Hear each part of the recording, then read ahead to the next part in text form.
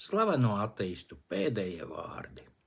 Slavenais ateists Ļeņins mirstot ķērās pie krēsla kājām un lūdza grēku piedošanu. Viņa spriešanas spējas jau bija beigušās, un vaiprātā viņš lūdza piedošanu mēbelē. Ateists Voltērs mirstot draudēja ārstam ar elli, ja tas nepaildzināšot viņa dzīvi. Viņš piedāvāja ārstam pusi no saviem īpašumiem, lai tas paildzinātu viņa dzīvi vismaz par pusgadu, jo viņam esot jāatrisina problēma ar Kristu. Viņš kliedz, ka ir liesmās, nokļūs ellē.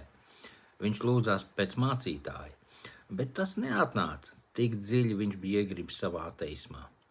Nīčs beigas nebija labākas. Viņš nomira ielīdz metāla krātiņā un rēja kā suns.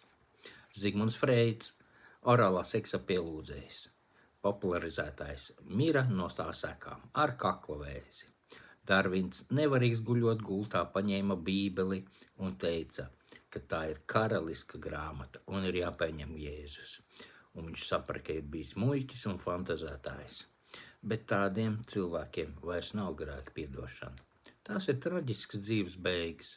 Tā beidzās dzīve īstajiem sātanista draugiem.